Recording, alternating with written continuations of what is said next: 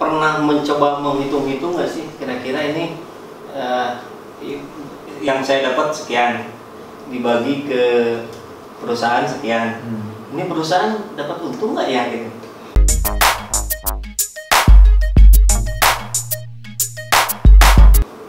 Pernah nggak?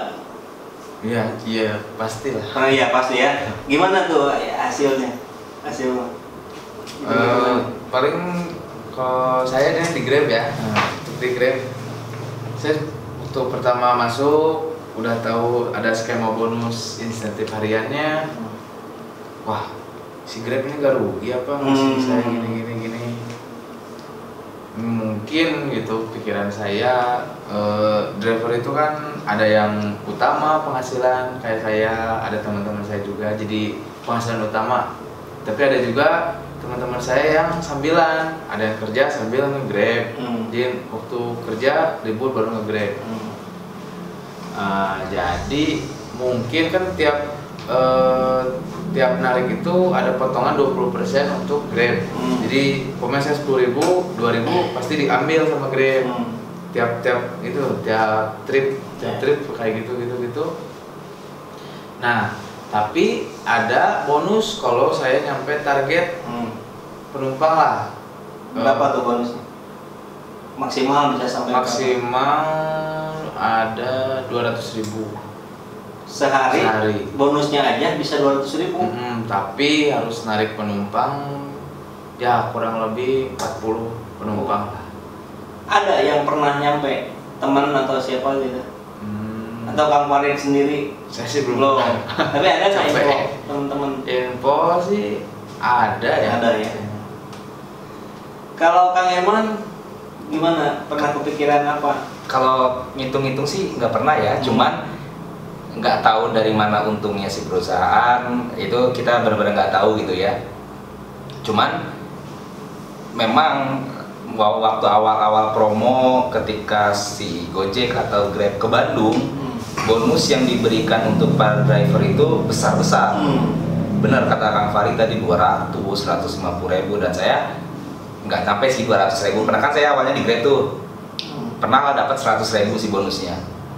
Nah tapi kesini-sini itu si bonus tuh bakal turun gitu, seiring dengan bertambahnya si driver gitu kan. Jadi saya rasa bonus iya dikasih gitu kan. Contohnya di Gojek bonus dikasih hanya sekedar ya emang bonusnya 35.000 gitu kan.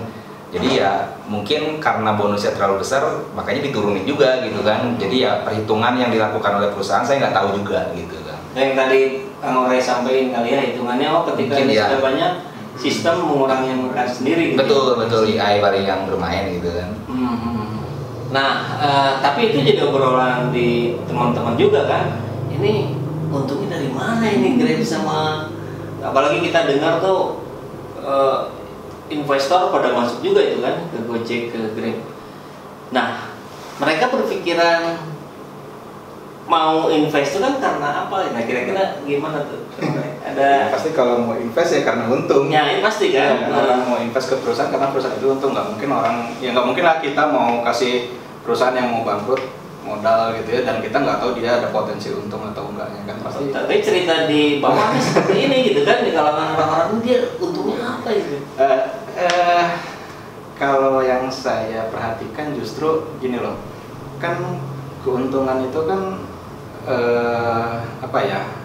pendapatan dikurangi biaya operasional, benar nggak? Nah sekarang biaya operasional di Gojek sendiri ada nggak sih? Dia driver bukan karyawan dia, motor bukan milik dia, ya kan? Bensin drivernya yang bayar sendiri. rusak sih ya, itu masih benar itu. Sebenarnya cost-nya sendiri yang sangat rendah gitu. Jadi dengan memotong 2.000 per driver 20%. itu sudah 20% ya. 20% per driver itu sudah menjadi keuntungan buat dia. Bahkan mungkin 20% itu bersih. Kalau di skala perusahaan 20% itu besar sekali loh keuntungan 20%. Iya. Gitu. Itu benar-benar luar biasa. Kenapa ya? Aset mereka nggak banyak. Ya kan aset mereka kan paling hanya aplikasi, jaringan, ya sama di kantor lah mungkin kan. Sisanya udah masing-masing gitu kan. Gitu. Sendiri.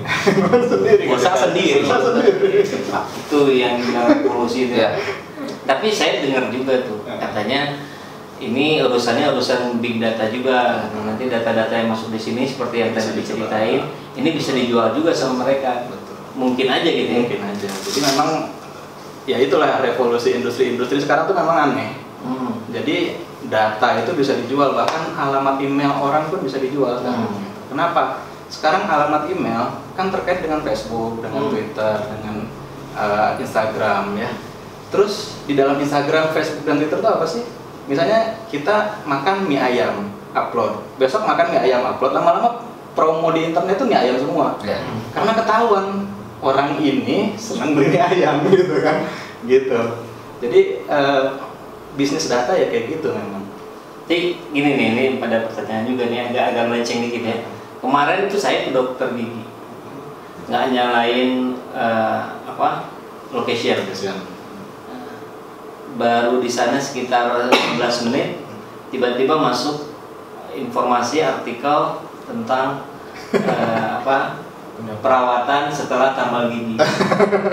Nah, itu kebetulan aja atau ada kaitan sama big data tadi? Ya, who knows ya. Kalaupun lokasi kita matikan, tapi ternyata rekam medis kita di klinik itu ada dan itu terkoneksi ke internet, kita nggak tahu kan. Iya. Kang Epul di form sekarang pasti masukin alamat email, pasti ada sekarang orang minta. Iya. Pasti ada masukin mencantumkan alamat email gitu kan, dan itu dari email kita aja sebenarnya itu udah menjadi identitas. Ya, jadi sangat mudah lah.